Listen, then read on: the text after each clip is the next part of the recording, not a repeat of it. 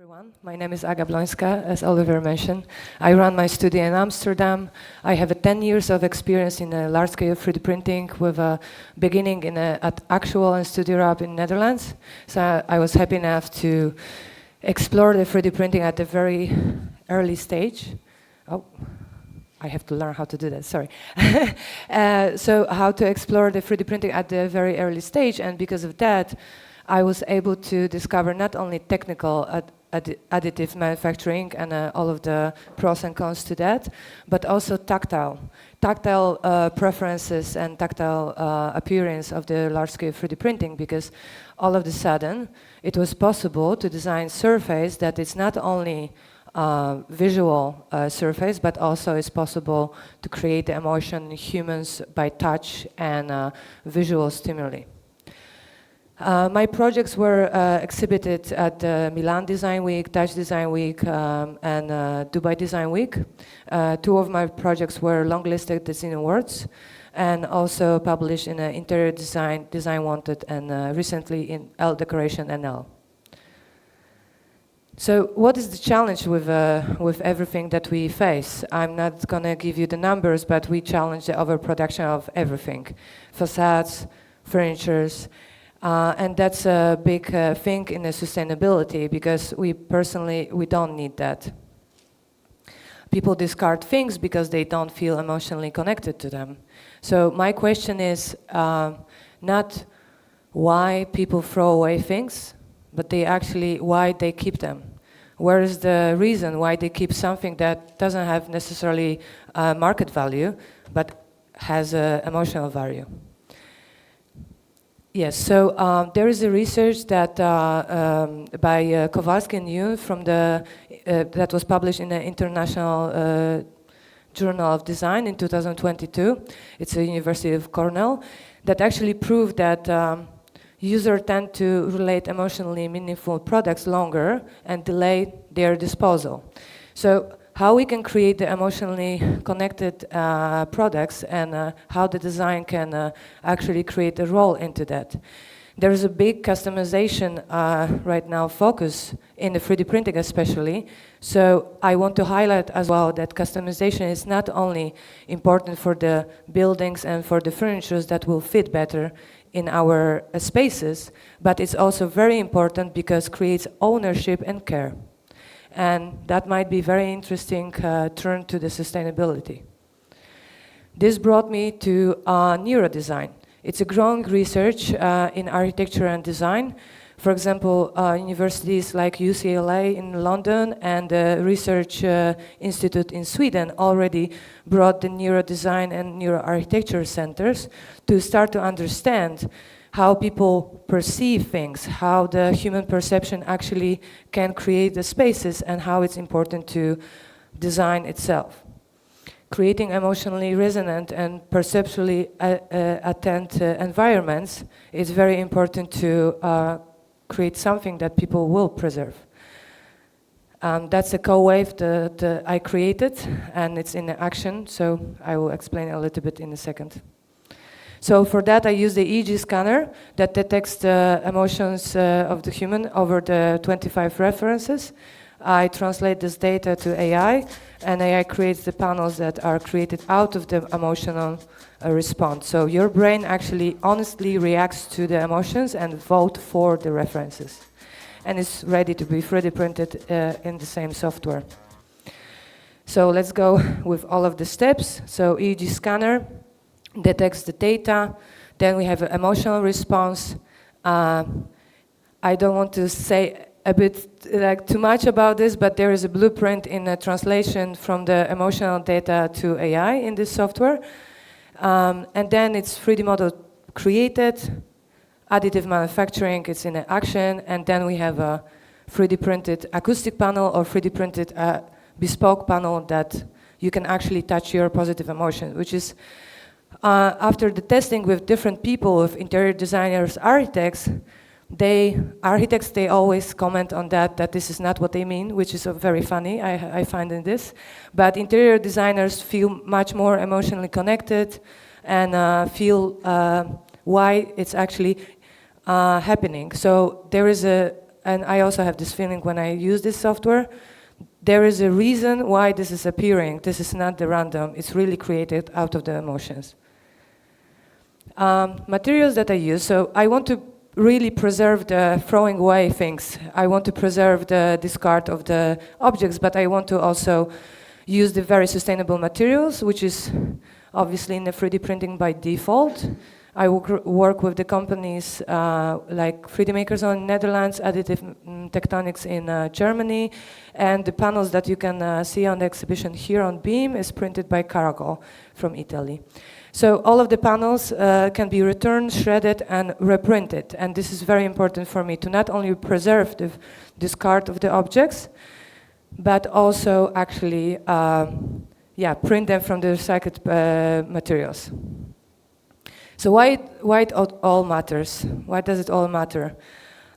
If we're going to focus on an emotion-driven design, there is a big chance that people won't throw away furnitures, panels, interior panels, because it's hard to throw away something that you feel emotionally connected to. So personalization is very important. So we're not talking about only on the customization, but hyper-personalization to the individuals might preserve the throwing away.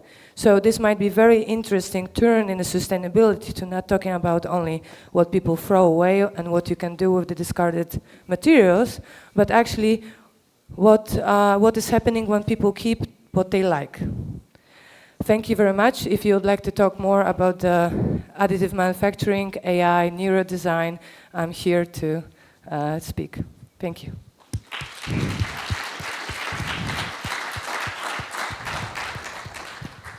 Thank you very much for the presentation, and the floor is open for questions.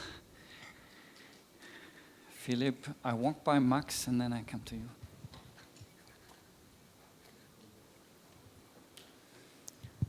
Hi, thanks for your very nice presentation. I think it's a super interesting project. I'm curious about how emotion and visual perception align. So my question is basically from the people that you have tested this with.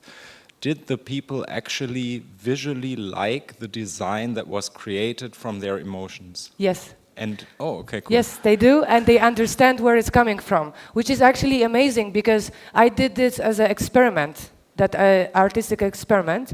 Creating this software, I would never expect that it will be so aligned. I had one interior designer that actually started crying after the session. She said, like, is it about this? Like because she found in the 3D design of the panel, she found very emotional connection to what she saw in the very event of her life, to not discard too much, you know? So, and another person was telling me that, oh, this reminds me of the drapers of my grandmother, you know, and that he really likes. And I'm talking about the adults, you know, that all of a sudden start to be very empathy related and very emotional about the design. Very cool, amazing, thank you. Thank you.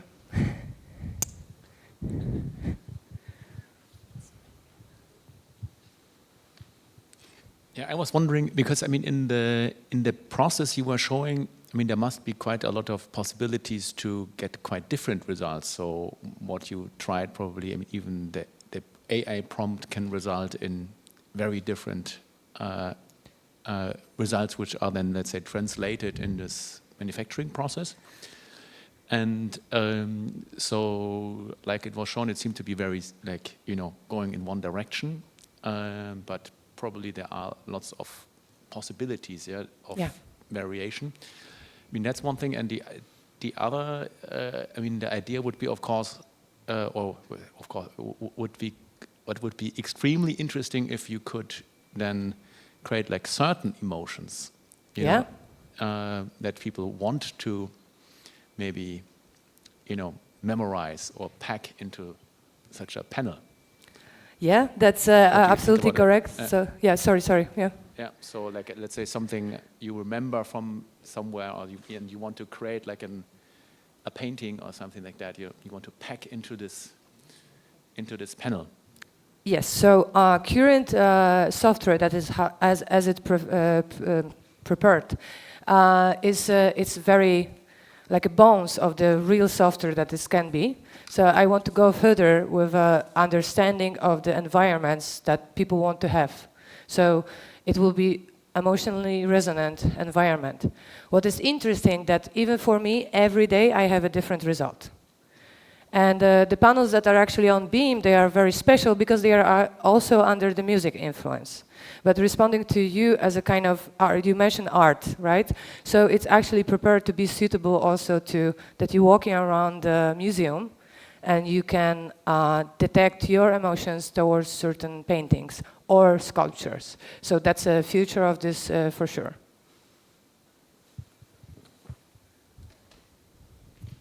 Hi, thanks a lot for this amazing presentation. Very interesting. Makes you think about what all is possible.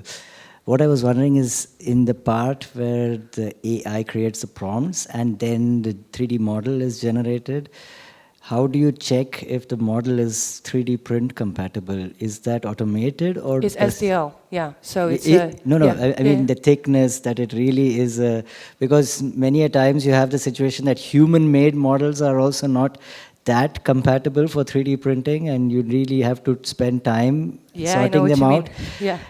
How does this work in your process? So full reveal.